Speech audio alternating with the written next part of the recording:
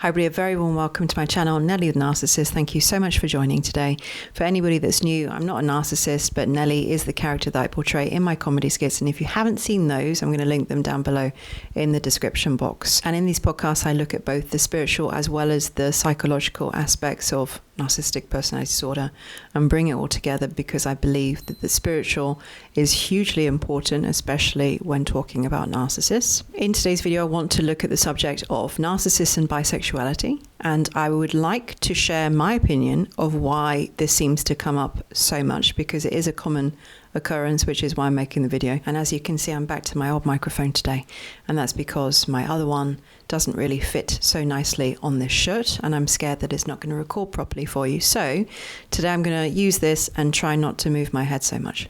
Some narcissists, they may identify as bisexual, or they engage in romantic and sexual relationships with both guys and women. So in the human world, we tend to label this as bisexuality. But when it comes to narcissists, I think that we have to be cautious about applying labels at face value. So I'm not entirely sure if these kind of behaviors actually reflect true sexual orientation, or if they're better understood through the lens of sexual narcissism.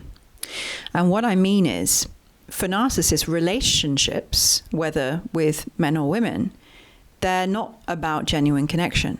They're primarily about obtaining narcissistic supply: attention, validation, admiration, power, control. So while their actions may appear bisexual, I don't actually believe it's always rooted in authentic sexual desire or orientation. Instead, I think it's about pursuing whatever or whoever will feed their need for this, external validation. So their choices, I think, are driven less by preference and more by the opportunity to maintain control and boost their ego. And until a survivor can actually stop viewing the narcissist as a normal person, they're going to remain confused, totally confused by the narcissist's behavior, their choices, and their inconsistencies as well, because there's a lot of inconsistencies.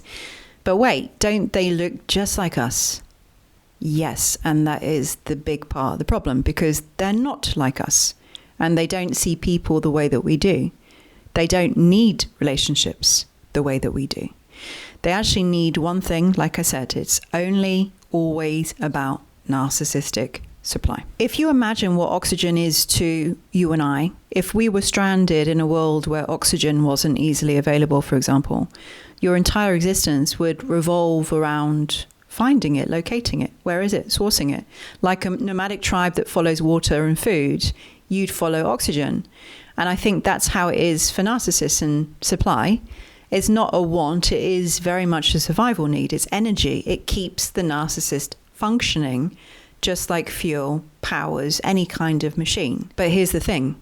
Their tank burns fast, it empties really quickly, and when it runs dry, they collapse. And that emptiness is really terrifying to them. It's panic, it's desperation. It's like being trapped in a snowstorm with one can of beans left. So when a narcissist engages in sexual romantic relationships with either gender, it's often not about attraction. It's not about identity. It's about opportunity. Can I get supply from this person? Can I use them to feel admired, adored, powerful? Can I use them to advance in life? How can I use them? If they're useful, they can be used. And if they see you as useful, then gender becomes completely irrelevant. Why would it matter? To the narcissist, it's like choosing what to eat or where to eat.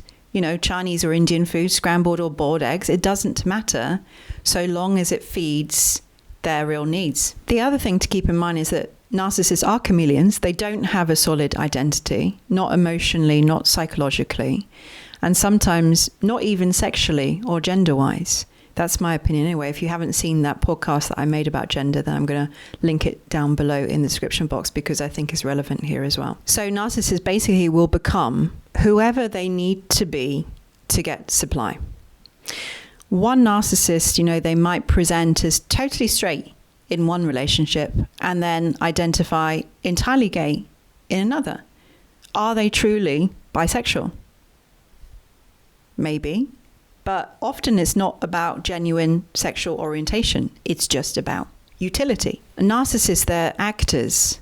They play roles. They adopt characters and they live out of performances. And if basically being bisexual or presenting that way, it gives them more access to people, attention, drama, and novelty, then of course they're going to do it. And, you know, they're going to do it also very well because they're masters of the mask. That's what they do. That's how they thrive. So how I see it is that being bisexual often just makes sense to the narcissist. It makes perfect sense, because why settle for 50% of the population when you could do double? You could double your chances of securing supply by having 100%. And let's face it, men offer certain advantages, women offer others, and both offer new experiences, more novelty, more leverage, and the whole caboose. And narcissists, they thrive in variety. They crave change. They love it. They absolutely hate emotional closeness, but they chase that stimulation. And they love triangulation. They love pitting people against each other. They love then watching the chaos. They feed on the drama. They love seeing the competition between two people fighting for them. And they also love putting the sexes against each other, particularly if it is for them. Let's also not forget that sex for narcissists is never about connection. They're emotionally detached completely. So they use sex to either control, manipulate, secure loyalty, or get supply, or everything. Some narcissists, they use it actually to put you under a spell. Others, they use it to keep you bonded to them while they drain you of your energy, which they always do, and your self-respect and your worth. And they often have very long, shocking sexual histories. And the more deviant, the more thrill that they get. Because it's never about love, it's about all kinds of other things. If you were able to look into the sexual histories of narcissists, I'm sure that you would be shocked. And how it's based with narcissists is the more deviant the sexual activity, the better for them. They love it because, remember, sex and relationships is never about love. It's never about love. So what happens then when the thrill wears off and when the new supply starts to feel old? Well, then, you get devalued. You're no longer enough for them. You gave and you gave and you gave, and still they say it's not enough. It's never enough because it was never about you. It was only ever about what you could give to them, what you were providing for them. But no one person is ever enough. Never enough. So they have multiple people on standby. They have multiple lifeboats to jump into should their main ship sink. That's the truth. They have to think like this because this is survival. This is absolute survival for them. So why just limit to 50% of the population when you can have 100%? You have more opportunities, number one. And plus, if anything sinks, hey, you've got more lifeboats. And I'm pretty sure that all of you know that narcissists aren't loyal. They're not emotionally invested into any relationship. It's all transactional. It's all throwaway. They cheat, they lie, they maintain double lives a lot of the time, and they may present as totally straight, like I said, to one partner, and then completely gay to another. And they're going to gaslight anyone who questions it. And why? Because they're addicted to supply. It's not people. They're loyal only to their own need for supply. They don't care about anybody. So really, as I ask, can someone without a core identity even have a sexual identity? So in my humble opinion, many narcissists, they don't. They use instead gender and sexuality the way that a magician might use props as tools to create illusions. But they don't live in identity. They perform identity because they're not really fully human. So is it really bisexuality, or is it just an opportunity that's dressed up in orientation? Narcissists, they feed off of people. We're fuel, so we're food. So why would a narcissist limit themselves to only eating one type of cuisine or one type of food? Why settle for just one source of energy when you could go to the party and you could eat the entire feast from the whole buffet?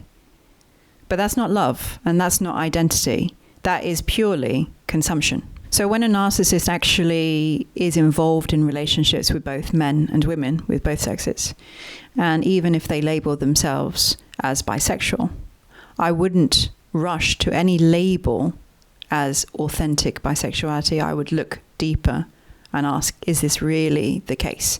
Because I believe that for a lot of them, it's not authentic at all. So I hope that this video has been helpful today, and if it has, then please do remember to like the video, share it with anybody that you think it might be interesting to or helpful to, and comment your thoughts down below if you resonate. For now, thank you all so much for watching. Take care, sending love, and I'll see you all again, same time, same place, next week.